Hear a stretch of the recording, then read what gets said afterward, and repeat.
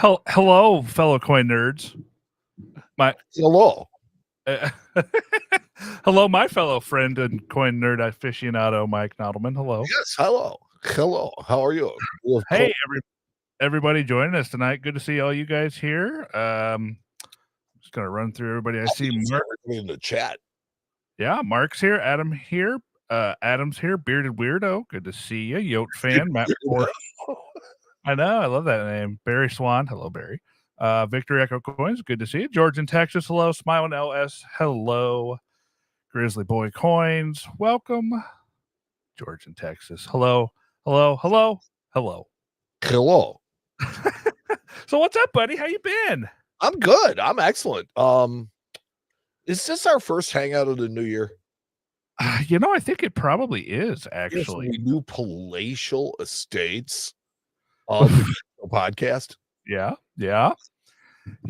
Well, let's talk about coins. Let's see how everybody's doing tonight. See what's going on. Talk about the industry. Talk about whatever the heck chat wants to talk about. Heck yeah. So it's yeah, this is nice though. I like this. Mm-hmm. It's roomy. It feels good. It looks. You know what? Well. You and I were just talking. It's cold in here. This is my space heater for my office. And I know that most of the country right now is absolutely frigid. And my little office in my house, without this dude right here, my office is about 40 degrees. And you would see my breath. So just in case that kicks on and looks like it's lighting on fire, I promise you I'm not on fire yet. Yet. And I will shut the space heater. There's always the potential. So I can almost touch it. I'm this far away. So if something happens, I'll be okay. I promise. But okay. Yeah, if the fire breaks out behind me, chat, please tell me. Let me know what's going on. I'll let you know. I'm watching you in the chat. So. There you go. So how's business? How's things going up at Harlan J. Burke? Business is great. I mean, things are going really, really well. We did a video with T the Silver Stacker, and that aired this morning, and that's actually killing it. That one's doing really, really well. T's videos always do really well. I love doing his videos. He's just a lot of fun to work with. He's just fun. That's the whole thing. And it's like you can wind up and give him anything, and it's like the content that comes out of our shop is, it's highly entertaining. So, I enjoyed doing that. Last night, Aaron and I did the Ancient Coin podcast, and that Don't be a doofus. Yeah, don't be a doofus. Don't be a doofus. Right. Yeah, so I'm repping both podcasts today. I love it. You're just a podcast machine, Mike Nodelman. You are. I've got to work on it. So Russ is starting to do some whatnot from the shop, and he did his first whatnot the other day, and it was a learning experience. It had the potential to be a real train wreck, and he handled it great. I mean, I have no doubt that Russ killed it because he's good at whatever he does. I don't like whatnot. It's not my thing. It's not my jam. I've been watching whatnot streams most of this afternoon, and I just can't get into it. It's like the stuff that they're selling for too much. Yep. Everybody wants to be Mike Mezak. Yeah, and none of it is really. Look, is it something that you could possibly sell really nice coins on? Yeah. Is that going to be a vehicle to sell really nice coins? Probably not. Is it a flash in the pan and it'll be gone in 3 years? Yeah. Hard to say. I think so. Things are constantly evolving, right? And this is just another one of those what was it? Like Deal Zip or whatever it was, the auction sites that you go to. I got this computer for $3.50. I mean, it's pretty much what whatnot is set up like. It's the exact same format. People keep bidding until the clock runs out. When the clock runs out, whoever has the high bid wins. The problem is that, I'm sitting there watching them put up an ounce of silver. It's like it starts $1, $2, $3, and then next thing you know, it's 35, 38. And it's like, hold on a second. Yeah, I mean, yeah, well, and Steven here makes a good point on Facebook.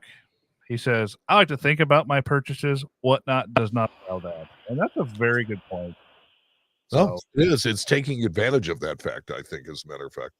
it's all impulse buys. It's like the candy section at the grocery store, but for buying things, right? Okay. It's like I don't coins. know. I think that's Yeah.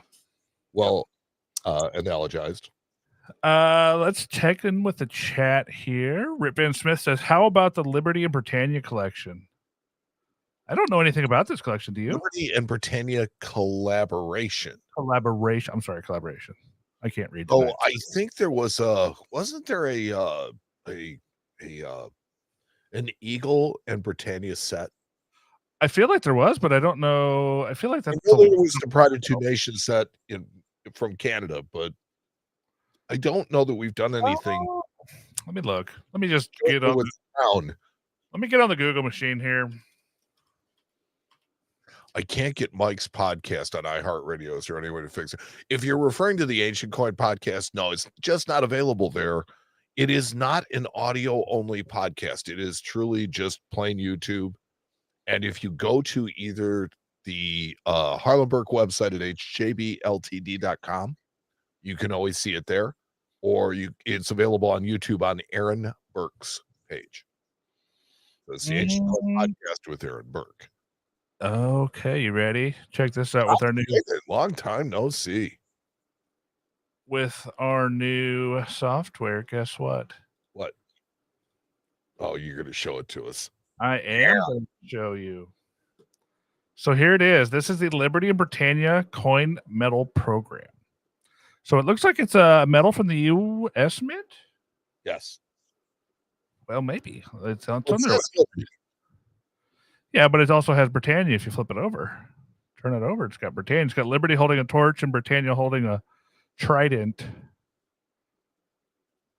So, well, considering it is a collaboration between the U.S. Mint and the Royal Mint. I'm just wondering who's one of them can strike it. Right. So they have the gold coin. Let's see if I can that's not true. They could both strike it. Well, they probably could. That's a good point. I want some bigger pictures. Can I make it bigger? Ooh, there we go. Now you're talking. So that's the gold medal. That looks pretty cool. I like that. It's on the back. The back is also kind of neat.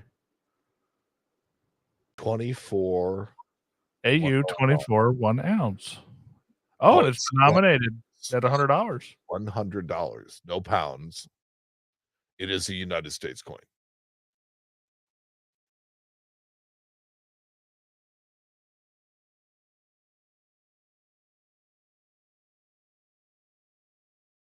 I like it though. I like the design.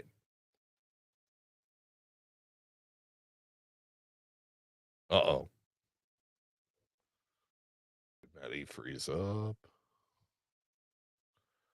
I freeze up. No, it was bad. It was definitely bad. So how you doing, everybody? Now that I'm the king of this place.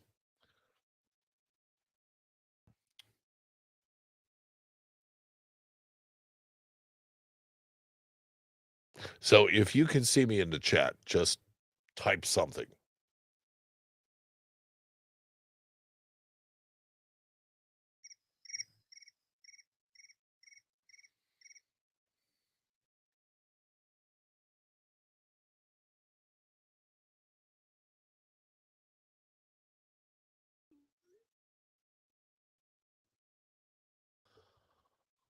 Okay, thank you. Bearded Weirdo, Casey Coin Guy. I appreciate you guys. So yeah, Matt is on his way back in.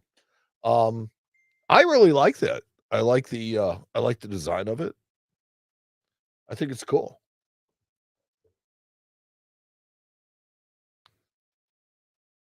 I wish I could kind of go back to looking at it. Matt is hasta luego only for right now, Dave. He'll be back in just a minute. He had to reboot.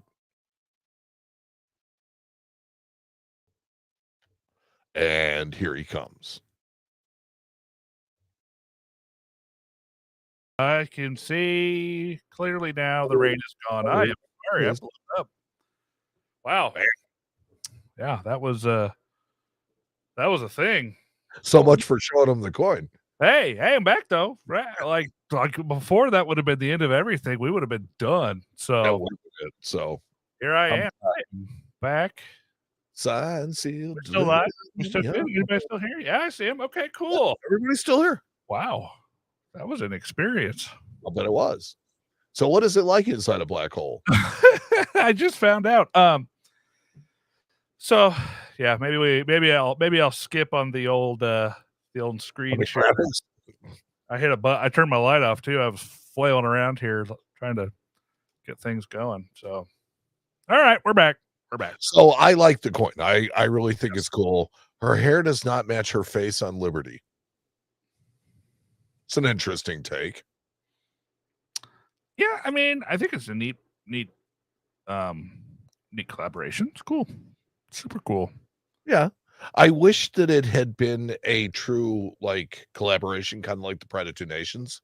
Yeah. They had a British coin and a US coin instead of just a design British design on an American coin. Because Britannia was clearly on it. So Yote fan says, I don't care for the coin. Well, there you go. Yeah. Yeet. Yeah. So I'm trying to think if there's anything interesting that happened in the news lately. I mean, not necessarily a news story, but that's kind of a slow season for coins. I heard the fun show was busy. Fun show was, from what I heard, incredible. Yeah, and New York International was also just absolutely. Oh, so Rip Van Smith says UK has a version too. Hey, there you go. There we go. So it is kind of like the Pride of Two Nations set. I like that idea. I really do. Yeah, that's cool. It's like we do when we collaborate with other YouTubers and people on YouTube. You know, same thing. Yep. Kind of neat. And if you guys have somebody that you would like to see us collaborate with, please let us know. And we'll approach them about doing it. You know, it's like we're all about community and sharing good people and sharing good information. Bearded Weirdo says, fun was amazing. The biggest I have ever seen. That is a great show. I love that show. We're so stinking busy right now. I can't get away. Yeah. Our very own Russ Bega was there. Yeah. And he had a really great time in the sun in January. And then he came back and it got to be 14 below. So there's that. That was the karma thing, I think. That'll do it. Yeah. I'm going to a little bitty show tomorrow in Muncie, Indiana, home of Ball State University. David Letterman's alma mater. So, as well as others. Yeah. I lived there when I was 19 years old, Mike. You went to Ball State? No. I just lived there. Oh, okay. Yeah. Well, mostly occupied various administration buildings, you know. We called it Plastic. We called it Funcy. Funcy, yeah. I was in a college town. Come on. Of course. I've been to college towns. I went to college, but not the girl I was living with was going to college, and I was just living with her. So it was just the way it was. So okay. So what do you think of the 230th anniversary flowing hair silver medal?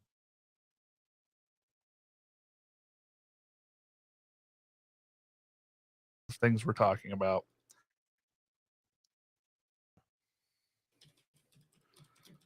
Did you hear me? I hear you. I'm just trying to get a picture of it here. Okay. Okay. I see the mint change. The news story that I bring up. That was November 1st. So that's an old news story. I'm just trying to find a picture of one. There we go. December 8th in coinnews.net. I don't necessarily care for the story. I just want the stinking picture. Well, it's got a picture. I got a picture. I got her here. All right. I'm sorry if I blow up again. We're working on this thing. So now you seriously, you want our thoughts? My thoughts on it are, I don't like it. I don't like it because I think it's a modern version of a classic design. Well, but we've been doing that for a long time now, and and I think that when it's true to the design, that it's better. But this one does not seem to be. It's like I don't know if I've just never seen an uncirculated flowing hair. but Oh, it just yeah. looks like the hair is different. The design is different. This coin is definitely has more relief on the obverse than I think it should, and it seems like the relief on the reverse is kind of flat. Well, we'll see. I mean, I don't I wanna see one in person before I give my final judgment. I don't hate the design. I think it's okay. The date looks like a Chinese counterfeit, but other than that, I mean, it's Well, it's because okay. it's 2024. Well, yeah, but you know what I'm saying. Everything 2024 looks Chinese counterfeit right now. Yeah. But other than that, I mean, the bird's kind of gnarly looking. Well, the reverse looks actually truer Yeah. to the original, if you ask me. Yeah, small eagle reverses are gnarly looking anyways, but this Yeah. I mean, I mean, that it dude looks looks like like Super Chicken. yeah, he looks too dragony. The neck is too long and it's too thin Barry because says otherwise it looks pretty good. Barry says looks too clean and neat. Yeah, well, I think that was kind of the point I was making is that I just think it looks too, too clean. Yeah.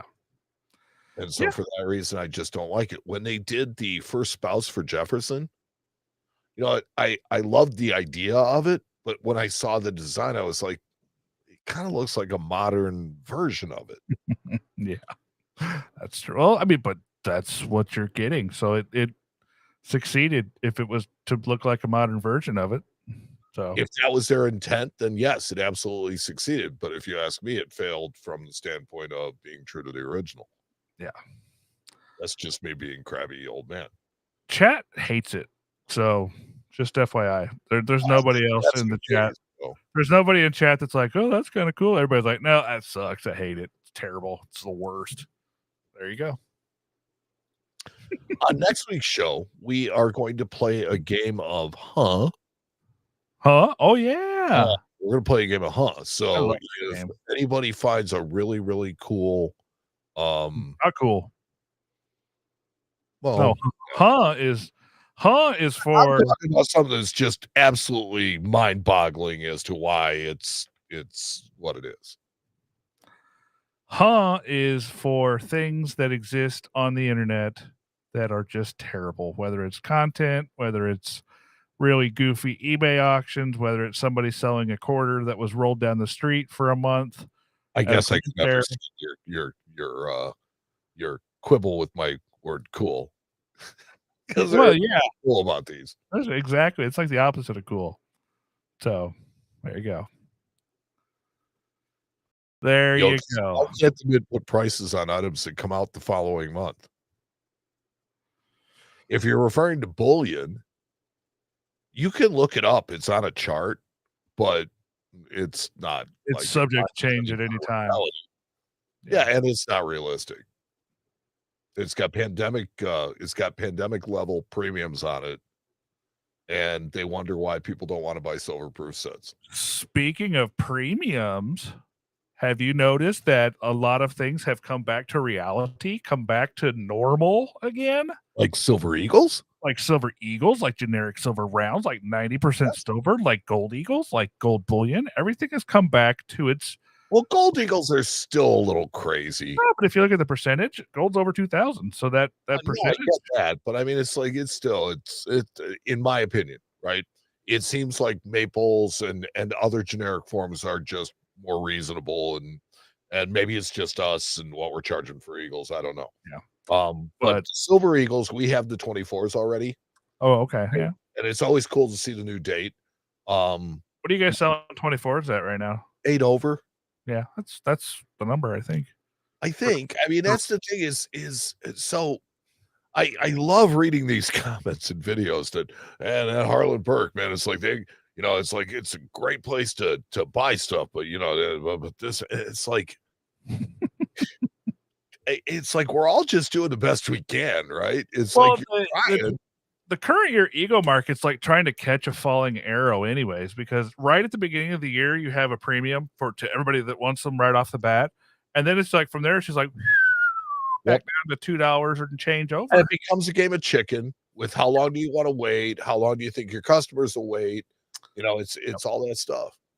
Yep. So that's what you're into with that stuff. But everything, I mean, bullion, bullion has kind of, even though gold is still over 2,000, I think that we're back to the old days where you can get stuff ordered in and actually it's worth it. Like for a long time here recently, it wasn't worth it for me to order stuff in for people because the premiums were so ridiculous that I would have to charge them something that honestly I wasn't comfortable charging them for it. You know what I mean? Like So, 5-ounce hockey pucks? well, 5-ounce hockey pucks are always kind of a novelty. But they've Uh, crashed lately. I mean, they've come all the way down to, and Barry's right, he says about $10 over spot, and that's about right. yeah. You know, Yeah. it seemed to me ridiculous to be selling a 5-ounce silver coin that's a novelty more than anything else Mhm. for over $300. I mean, that to me was just like, that's silly. Yeah. Well, I think the coin market itself is getting a little soft on some things too. Have you noticed that at all? Which I'm sorry, what have I noticed? The collector coin market in general, I think, is starting to soften up somewhat. It seems so. The premiums on certain things have just disappeared, evaporated, like proof gold, Yep. gone. Mhm. Um, a lot of collector coins have really just kind of come they've just Like Morgan dollars, for example, certified Morgan dollars. I watch those numbers a lot because to me, that's kind of an indicator of the health of the market because you have to look at it that those are the most popular coins out there. Mhm. Those are the coins that, whether you love them or not, they're kind of like the bellwether for the whole market. And once those things start moving in a downward direction, you kind of have to watch out because that's an indicator that the rest of the market's a little maybe coming off a little bit. That's what I've been watching lately. Sure, but I see the buy on Morgans as being, I mean, on some of them particularly really strong, Oh, you know, certainly, but no, it's like buyers. it's the common stuff. It's the generic Right. stuff. Yeah. It's your common date 3s, 4s, and 5s. Those are the numbers I watch. Um, and like 65s for maybe the last 2 years now kinda hovered around, like, wholesale numbers of, like, 190 to 210 for, like, the last 2 years, and within the last couple, maybe 2 and a half, 3 months, they've come down to about 160-ish, I think, right now. What So else has seemed to really soften up? what's that? You know what else has really seemed to soften up? Is What's that? currency. Currency A little bit. is like, particularly the lower end stuff is Oh, just well, that stuff's no, yeah, but I mean, you know, that's kind of the bread and butter of a lot of shops and stuff like that, but it just seems like the market has disappeared for 'em. yeah. Yeah, so the market is a changing, folks. It coins prices are changing. You know what dealers are paying is changing. Um, I've been talking to a bunch of my friends that do this professionally. We've all kind of come to the conclusion it's kind of a time to maybe just sit back and watch a little bit right now and see where things level out. Because if I had a really big, gigantic inventory, I'd be a little nervous right now because like I looked at, I was pricing an, I think it was an 040 Morgan the other day in six, Mhm. and the coin bids at $400. But the last six of them that have sold between 305 and $320. Yeah, So and that's the problem that's is the seeing a problem. lot of that because then you go to price it, it's like you have no idea where to go with it. Right. Well, you do. You're it's worth between Oh, 305 and 320. So, but try to explain it's that to still the gonna try guy. to get more than that out of it. I mean, Yeah. that's Yeah, try to explain that to the dealer that paid 350 for theirs and right. wants to sell it at a profit. It's Yeah, not that's feasible. not gonna happen. And I feel bad for some of those guys that have big old inventories that are stuck like that because that's just the games we play, unfortunately. Yep. So David Nelson's asking, "Can we get the market for high-end commems to soften, please?" that's one that really took off. That Yeah, market finally came back to life after years of being dead. It finally came back to life. and yet it's still not really huge, right? It's No, not but like big news. I no, bought an Oregon Trail, a couple of weeks ago for, I mean, virtually nothing. And I mean, if you ask me, that's one of, like, the most beautiful coins the US Mint has ever made. you guys are gonna have to stay tuned for my next coolest thing on our next episode. I've got several to pick from, one of which is a fun commem that I bought. But I've had some pretty cool stuff here lately, so I'm having trouble deciding which one I want to roll with. Well, I sent you a picture of mine. Yeah, that's a good one. Yeah, it's solid. Gonna I've been stomp it into getting the a little earth. bit too much. I've been look, I've been getting spanked a little bit too much lately, so I got to start bringing it again and start getting serious. Mine might not be a coin at all. And Mike probably already knows what that means. Mhm. So I just don't know yet. I don't know what I'm gonna do. Don't know. Well, heck, there's a lot of you guys in here tonight. I'm really happy to see everyone. Great. It's a really good turnout. If you guys are enjoying hanging out with us, just take a second and hit that like button real quick. That's all I want you to do. Just helps us a little bit. Doesn't really. I don't know what it does actually. What does the like button do? I think it tells them that we're okay. Yeah, it tells YouTube that they're enjoying the content. There you go. That's it. Yeah, if you're enjoying it, tell them you're enjoying it, please. And other than that, I'm going to leave you alone. I don't ever ask for too much. So let me hop back over here in the chat, see what's going on. See, Stephen Meyer makes a really good point. If you're a collector, it's time to collect. And that is so, yeah, you may see a little depression in in what's going on in the market, but great time to buy. It's a buying opportunity. Yeah. It's, if you really like this stuff, good time to acquire. I hate when the market is really hot. Yeah, Mike and I have to watch this stuff. I'll move that over there. Mike needs a button.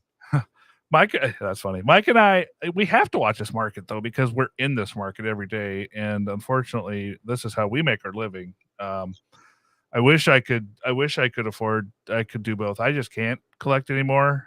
And luckily, though, Jack is a collector right now, so I get to live vicariously through him. My 13-year-old has really picked this up, and he is having a blast. He is attending the coin show with me tomorrow.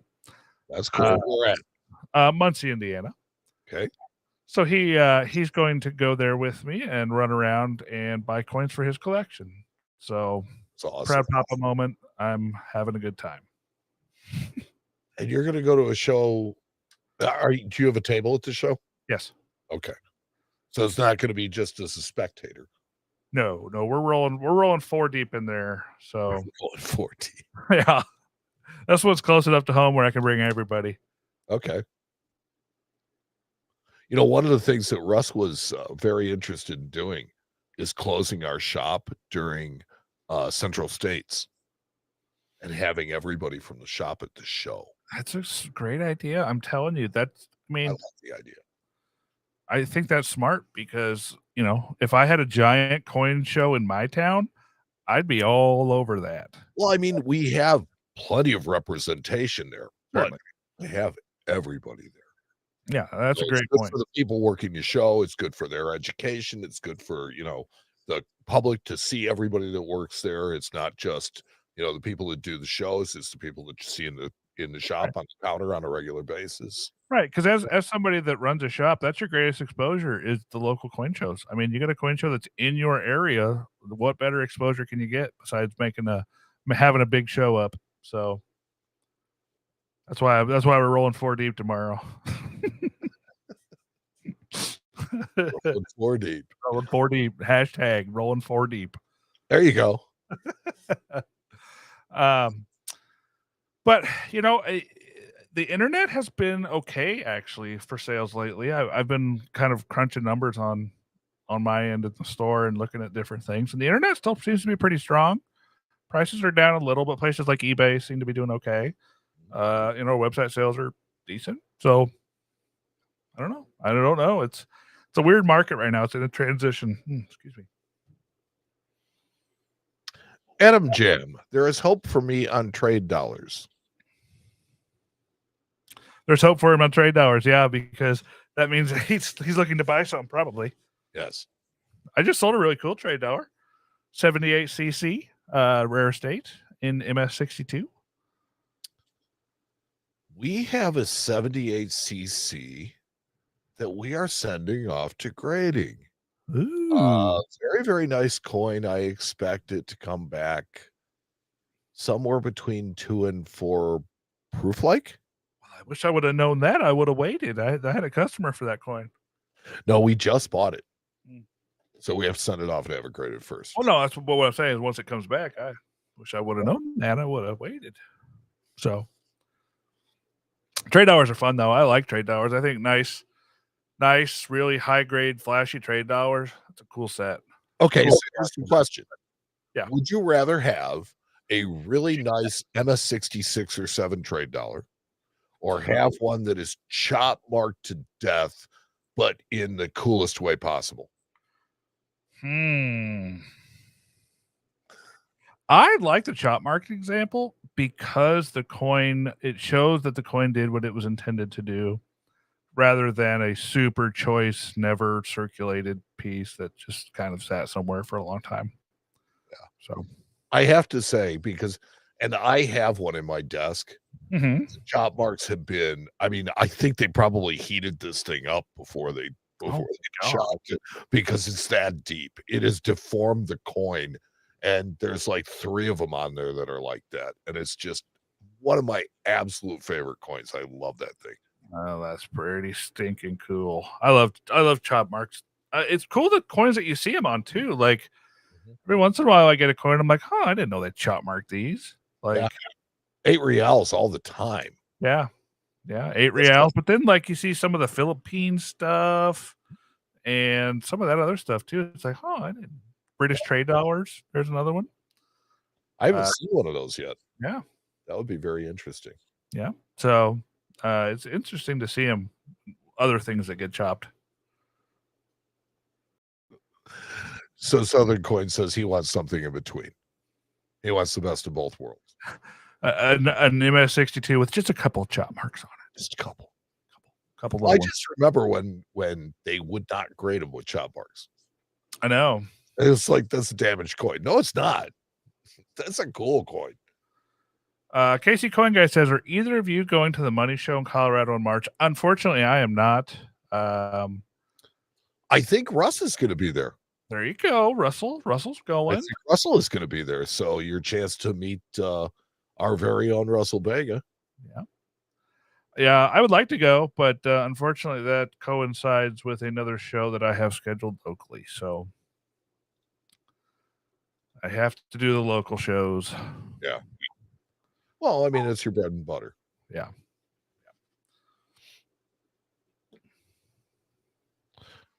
What's with Libertads bringing $20 over spot? Everybody loves them right now. For some reason, they just got real popular all of a sudden, and people really are hot to trot for Libertads. So. They are hot to trot. Yeah. They are hot to trot. And I will tell, okay, can I do a shameless plug here? Go for it. Because I currently have 2 5-ounce Libertads on eBay. Ooh. So if you search HJB coins, I think it's just HJB coin currencies, something like that. But when you just search the HJB part, it should come up. I did a fun video with T the Silver Stacker where we opened a roll of 1983 Libertads. And like a week and a half ago.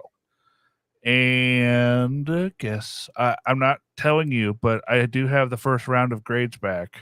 So their content on that will be coming soon. Should be real interesting. So we had a guy come into the shop the other day with a Kruger end. Okay.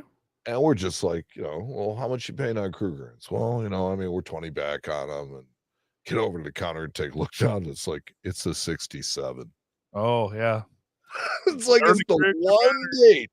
One date that's premium. And I'd never seen one before.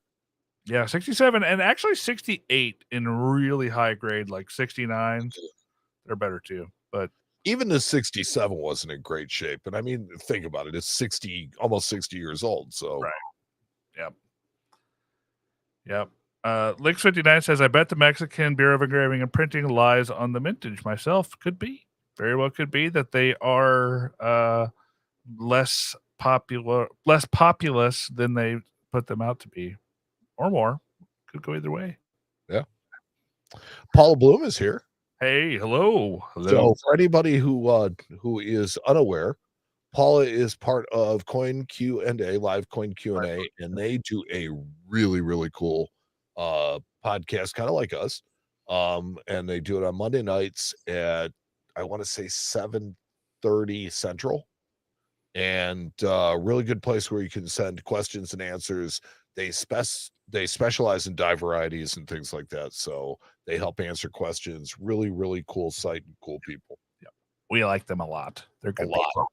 Yeah, a lot. I'm trying to think. I know I've been saying that a lot tonight. I've had a long week, so 5959. I think that's how you pronounce this one. I bet the Mexican BEP lies on mintage myself. Yeah. So I think well, I don't know if they lie as much as maybe they're not quite so diligent with accuracy. What? They lie? Sorry, I'll stop playing with that thing. Paul is my sweet dream crusher. She is a good dream crusher. I know. I've seen She is. That's what we say we do for a living. People, they come into the shop and it's like, I'm a professional dream crusher. I crushed some today. It was a bloodbath, unfortunately. Is there a day that goes by that you don't? Well, when the fella comes in and starts talking about how he has the rarest 1982 penny that was pressed at the mint, it unfortunately is time to crush dreams. Yeah. He has all the different varieties in a special holder of the 1982 pennies. And there he saw that online that the rare one's worth $18,000. Do you know that, Mike? I do. And if you don't understand it, then he knows more than you. That's right. Yeah. That's right. So try to rip him off. That was a conversation we had. Well, why don't actually before we got to that, I made sure that we said, "Oh, sorry, man. Unfortunately, we don't deal in the coins that new. There's really nothing we can do with those." So it was, well, why not? Why don't you deal in that stuff? It's rare and valuable. Just not for me. Not something I know. Those are the best words I've ever learned in this. Not for me. Not something I can use, friend. Thank you, though. It's not for me. I love it. It's great. That's really cool. I'm happy for you. I'm glad that you found something that you really enjoy. It's just not for me. Yeah, I can't. So, and I'm unfortunately having to train my phone guy because he just can't tell people no. It's pretty rough. I've been having a problem with it lately, actually. What do you mean? What do you mean? Give me an example. I want to hear this. Oh, this sounds interesting. Well, the other day, I hear him behind me on the phone. He's like, "Oh, yeah, the guys would love to take a look at that. Have them just bring it on in. We'll be happy to sit down with you and take a look at it." And okay, thanks. Have a good day. Bye. And he hangs up the phone. And I was like, "What was that?" And he goes, "Yeah, this guy says he has a 1969 S double die in red condition." And I was like, "Oh, okay, yeah. I mean, did he send you any pictures of it?" "Oh no, he said he's going to bring it in. He really wants to show you. He has 3 or 4 of them." He says. Yeah, those are. He just can't deal with it when he comes in. He does. He's the phone guy. He's my shipping guy. He's not the coin guy. He doesn't know. He wouldn't know 69S double die if it slapped him in the face. Okay. Oh, so good thing. Yeah. So I mean, when they've got 3 or 4 of them, it's like, oh, my friend, I love you, friend, but please, no. Please stop doing that. Please just stop. Please stop. I hope you find a real one, but I have seen thousands of not real ones. It's funny because you still have to be nice. Yeah, you have to be nice about it. Because there's the possibility that they're going to find one. I know. That's my point. You just the possibility is there. The problem with this business is that people don't understand that it's like, yes, it's rare, but on the rare occasion, somebody is actually going to have one. Yeah, the only thing rarer is you're not going to buy it. Yeah. Oh, right. Exactly. Yeah. Oh, there's no chance. Even if they do have one, there's 0% chance you are going to buy it because at that point, no matter what number you offer them, won't be enough. Yeah. No. They don't want to. What's the rarest thing like that somebody has brought into your office that you've seen so far? Legitimately rare? Legitimately rare, modernish variety or error or something like that we get lots of phone calls about but never turn out to be anything. What is the rarest, like, actual thing? I had somebody bring in a 1929, I want to say it was a 5 Okay. Indian. Okay. Truly rare coin. Rare coin, but it's not like Truly a, rare coin. it's not like a variety. It's not like a No, but when somebody says to you, I have an Indian and it's I think it's in uncirculated condition and it's all this stuff and the guy brings it in, it's like it's not your average $5 Indian either. right. So So the set it off, we actually had it certified for the guy. And then he decided to hang on to it. that's what happened. Yeah, which is Yeah. fine. So this happened a long time ago, but the rare I've had this happen one time. Once. And what it was the guy brought in a 1977 Ike dollar that was struck on I a know where this is going. struck on a 40% planchet. Wow. Yeah. That was the one time that somebody actually called and was actually had something that was just like mind blowing. Like, Yes. that's awesome. This is what it is. Let's send it off and get it graded. We did. We sent it off, got it graded. It graded AU58, if I remember right. It wasn't mint state, but it was like a $6,000 or $7,000 coin at the time. So that was cool. That It's was like cool. somebody walking in with like an XF16D Mercury dime. Right. It's like you look at it and you're like, we have to have it certified. Yeah. Oh, I did have somebody walk in with the Martha Washington test pattern. Yes, I remember that because it ended up as the coolest thing. Yeah. Yeah. And you also had that 1905 Denver Mint Metal, or was it 1906? I think it was 06. Yeah, the Denver Mint Metal. That was pretty cool. But no, that I bought at a show.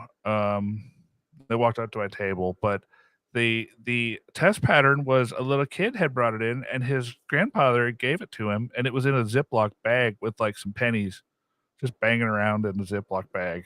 Okay. So that's the way the best coins are found, because when I bought the 95 proof set a couple of years ago, all of the coins from the nickel, the dime, the quarter, and the half were in a bag of jug silver. Oh, I remember that. Yeah. Hanging around in there. Nuts. Nuts. Silver Gator says, I think heirs are bogus collectibles. Well, to each his own. I can't hate them. I can't hate on people that like them. I like some kinds of heirs and varieties. I know them, but I don't have the general patience for them, nor the inclination to it's kind of like, collecting by date and mint mark. It's just not something that I think it's valid and it's perfectly reasonable, but it's not something that interests me. Yeah.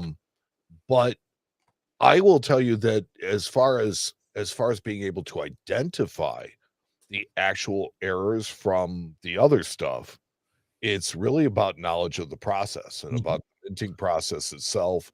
And it's like, I hang out a lot in the coin Q&A chats, and it's like they're constantly, going through, okay, well, we have this error, and it's like this could not have happened because this is this, and it's all about the process.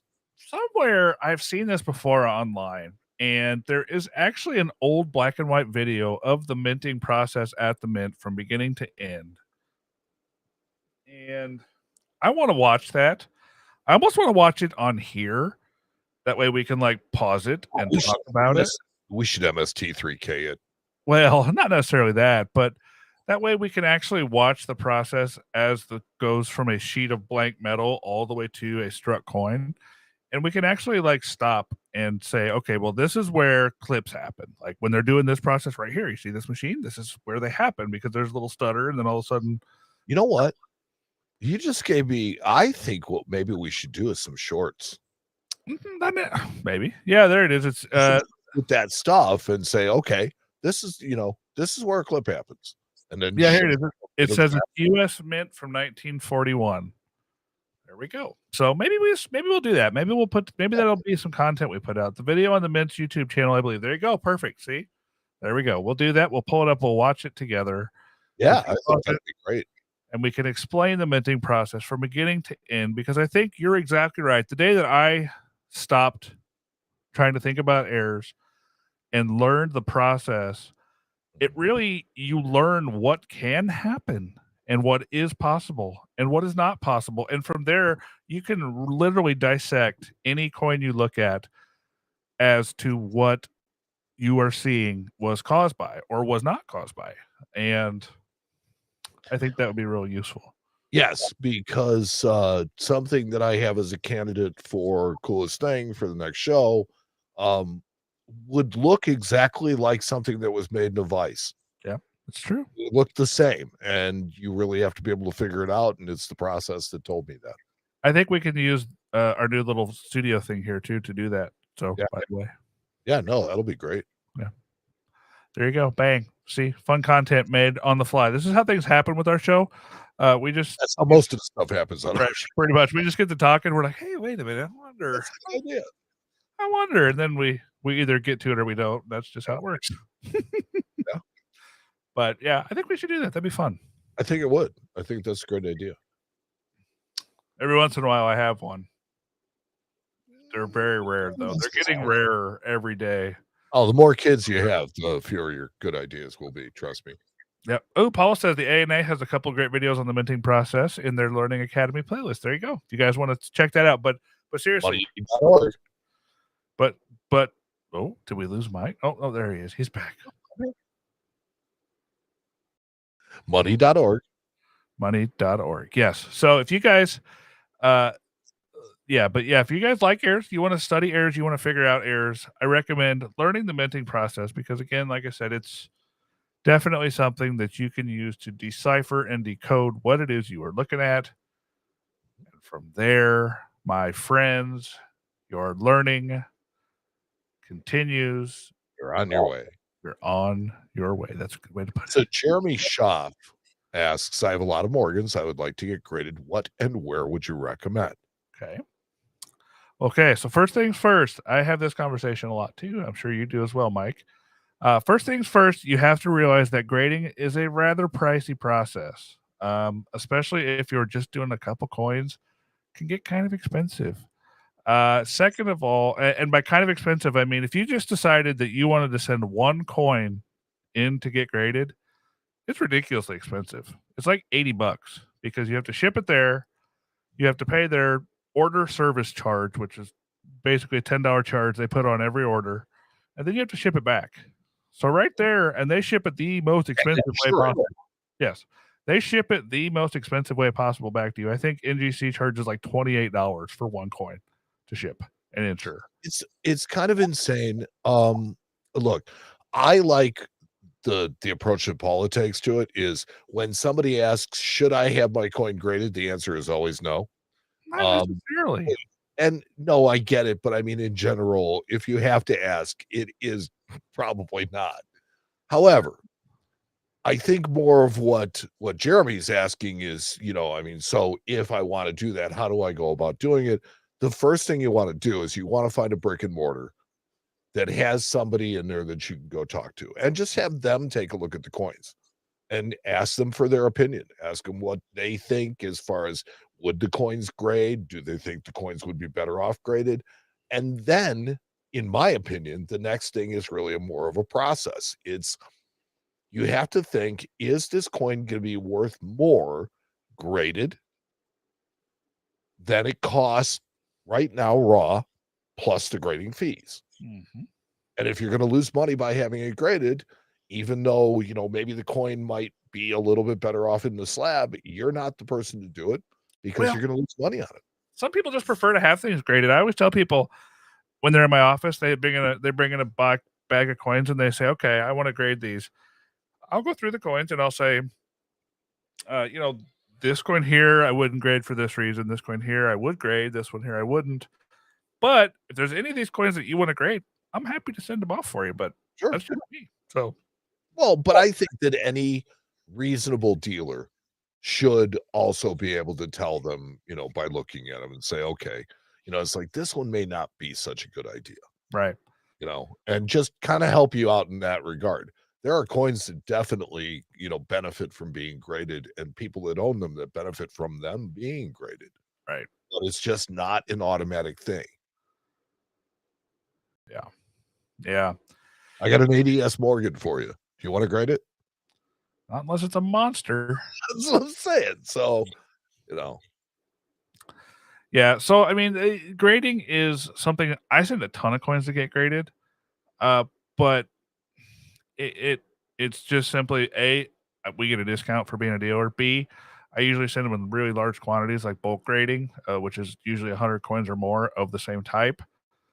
So we get it done a lot cheaper than just like a 5 coin order or 2 coins or 10 or 20 coins even. Um, that being said, I don't want to stop you from if you just want them graded, go find a local store. Or there's one more other thing you could do, which would be to join the PCGS Collectors Club, because you do get with their top tier, I think it's like $200, but you get 8 free submissions. So you might go with that route. And Adam Jam says maybe grade to verify authenticity. Yes, that's the other time when absolutely. So like a 16D should almost always be certified. Yeah, those are There's tough. more fakes than there are real ones.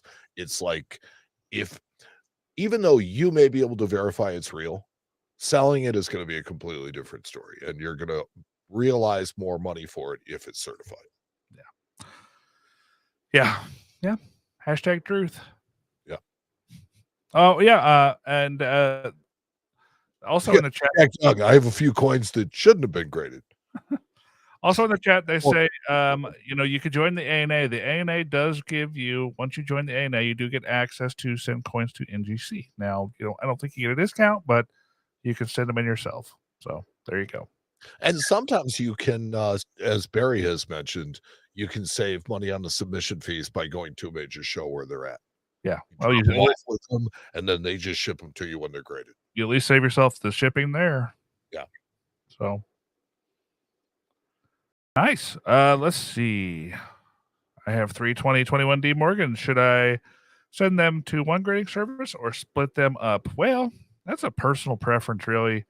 I think those coins right now bring more in PCGS holders, a little bit more, but it's hard to say. I will tell you that regardless of the holder, I think that if they 70, that they're going to sell for a pretty good premium. I've sold a couple of Annex ones recently, and they've sold for really good money. I mean, probably more than they maybe should have. I wonder what CACG coins are bringing right now. Yeah. I mean, especially for a 70. Yeah. So what's your take on the raised bar? It's a hot topic right now, buddy. Oh, I know. It's a real hot topic. So, I know we talked about this in the last show too. Have you noticed it? Have you guys got anything back from grading lately from P or N and noticed any changes? Anything not normal? Yeah, there have been. They tightened up a little bit. Both companies did. Which I think is great for the market. Oh, for sure. 100%. But it kind of shows you it to me. Okay, let me tell you how I feel about this. It makes me feel like dad's home and the kids now have to act right. Like they got caught with their hand in the cookie jar and now they have to act right. Well, we'll see. I mean, I don't think they really drifted that far as C. Now, I think that that's a very common attitude in the coin business right now. And you are, by your little wince there, told me that maybe it's not such a small correction. No, they really. So I really noticed it right after CACG came around and started really grading a decent amount of coins. We had a lady that came in my office. She had, I think it was 8, just absolutely smoking rolls of ADS dollars. smoke shows though. Like there were shot 6s and 7s in these rolls. Okay, super nice coins, monsters. PLs, coins that at any day of the week you can send to NGC, and you're going to get back a half a dozen 6s or 7s. Just how it is. We sent those coins in for this lady, and we got back 4 MS65s, and the rest were 64s and 63s. Ooh. Yes. That was where I first noticed this, because that tightening of the grading standards was like, ooh, wait a minute. What happened here? Why did this happen? So then I, started to kind of do the math and think about, okay, well, what's going on right now? Oh, that other company's coming around and they're starting to put out coins. I wonder if that has something to do with it. I just kind of filed that away in my head, right? Well, then I started getting some of our submissions back, and I kind of started to notice the same thing. And then I got some PCGS submissions back, and I was like, hey, wait a minute. What is going on here? And it's the only thing that makes sense. It's the only thing that makes sense, especially now that I've sent some coins into CAC grading and gotten them back. It's been like, oh, okay. That's how they're grading. Wait a minute. That's how the other companies are grading now. It just is what it is. So as Barry said, John Albanese has basically put the kids in timeout. I don't know. I feel like people started to ask a lot of questions of PCGS and NGC. They say, okay, well here, this guy that helped found your company, which he did for both of those companies, PCGS and NGC, this guy comes along and is grading coins again. And all of a sudden, I sent them a bunch of your coins and they didn't grade any of them the same grade. They downgraded them all. So what's going on there? What's up with that? And I'm sure that PCGS and NGC are getting all these questions. Yeah. And now they're kind of like, oh geez, well, how do we deal with this? What's the play here? How do we spin this the right way? So it sounds like, that we haven't been maybe letting the standards slide a little bit for our own good, and letting coins get into holders maybe they shouldn't quite been in, but just let it go on. Why not? So yeah. That's where we're at right now. The grading market's changing too. The coin market's changing. The grading market's changing. The bullion market's moving. Why not? Everything just they always do. Yeah. Everything, the only thing that I've ever found in my life that stays the same is the fact that nothing ever stays the same. Death and taxes. Right? And the Coin Show podcast. And the Coin Show podcast for the last 13 years. There you go, buddy. There you go. Let's see here. Joe Buchanan. Ida Herring asked if we were going to Tulsa, and unfortunately, that is will not be there. Both of our reach. Yeah, unfortunately. Joe Bohannon said, let's see here. You've probably heard about dealers who crack CACG deals coins, send a PCG, get straight grades, then send back to CAC and the green bean. Yeah, I have heard of that. The whole stickering thing's a whole different program right now, though, too. So it's like, I hope they but get if that. Coin stickers, it should grade. So he raises a valid point. Sure. But it's kind of a little convoluted still, I think, with the stickering and the grading at the same time. But why does the grading change? I wouldn't think it would change. Well, that's the point I was trying to make, and I'm glad you brought that up. The grading has changed. If you think about it, PCGS rattlers and green labels are not graded the same way that PCGS modern coins are, or modern PCGS grading is. And it's called gradeflation. And it's happened slowly over time, where the grading standards have kind of slid a little bit. They're not the ANA grading standards, and they really never were. They're PCGS's grading standards or NGC's grading standards. They're not the official ANA grading standards, which best example of the deviation of that is VF Buffalo Nickels, VF20. Mike? Exactly. VF20 Buffalo Nickels. That is the best example, I think, because full horn, not full horn. And if you want to grade 26s that don't have the tip of the horn there as a VF20, and you're going to be in the grading service, you're welcome to do that. Yeah. That's one of the few days. That's not the only people that should be grading them like that, because the actual grade, the what do you call it? The specs on the grade say, You know, it has to. And I had somebody question me on that the other day. They're like, "Since when do you have to have a full full horn for VF?" And I'm like, "Forever. Forever, It's right? always been like that." But that's the biggest place that you see that is if you Yeah. go look at some better day Buffalo Nickel 13S, some of the later dates too. Yes, it's in the 20s. Try to find a VF20 and flip it over and look and see if it has a full horn, because I bet you if it's been graded in the last 10 or 15 years, it doesn't. Yeah. It's So, probably real close.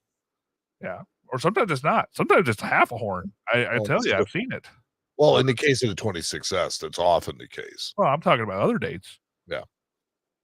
So, greatflation, though, that happened so that, and Ron brings up another thing as well, which hints the crack craze of 1999, 2000. And that is a thing. That is where dealers started cracking coins out and sending them back in to get graded again and getting higher grades. Well, guess what?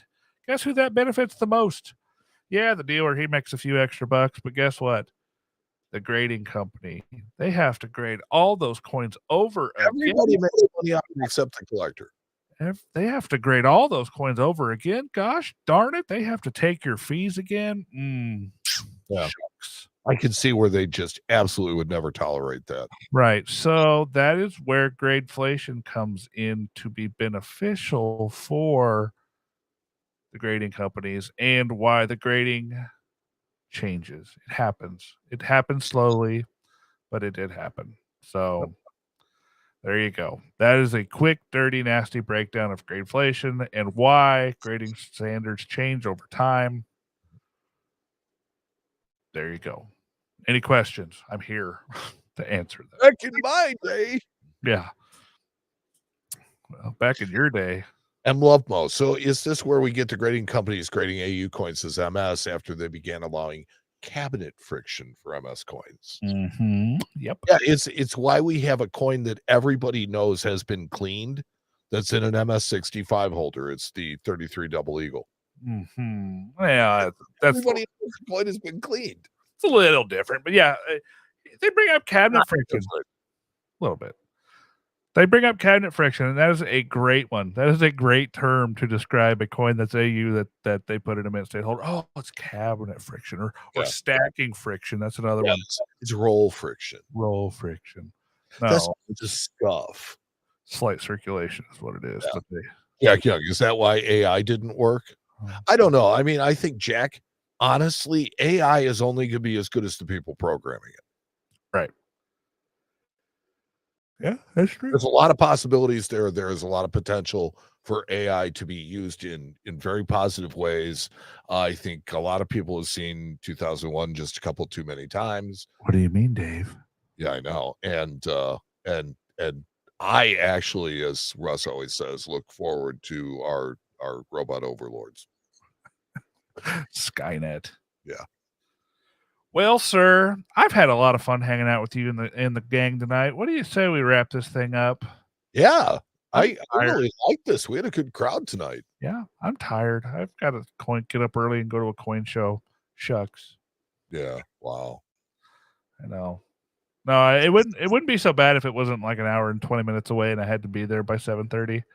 So makes for an early morning. But what is it they say about early mornings? Something about wise and birds and worms. I don't know. Whatever. Sure. I'm usually sleeping. Well, thank you guys so much for hanging out with us tonight. Mike, anything else you want to talk about real quick before we go? Or well, I just want to thank everybody that helps us make this happen. Yeah. All the people that that work behind the scenes tirelessly. And Barry's in state of Mexico right now, chatting. Yeah. Hanging out. We have to mention that. Well, he's on vacation. His back is the same temperature as your space heater. Oh, maybe. Yeah. Jerk. So thanks everybody for coming. Definitely join us again. Well, next week we're going to do the Coin Show podcast, regular show. Our coolest things. You're going to get worked. And, yeah, we'll see what happens. You're going down, buddy. That one is a red herring. Well, who says I'm going with that? It might be something else. So I'm saying I may not go with what I said. So we'll see what happens. All right. So thank you everybody for stopping in. Thanks for joining us. Thanks for all the support that you guys give us. Hit the like button, subscribe to the Coin Show podcast, and we'll catch you on the next We'll see you next week. we will see you next week. All right. Episode 230. 230. Yeah. 230. We're almost at the Semi-centennial? Yeah, that was what I was trying to say. I had a stroke or something there for a second. You smell toast? Somebody make a toast? I burnt a bagel tonight, and I'm like, I'm sure I'm not having a stroke. Oh boy. All right. Goodbye, everybody. Goodbye, everybody. On that note, so long, everybody. So long, everybody.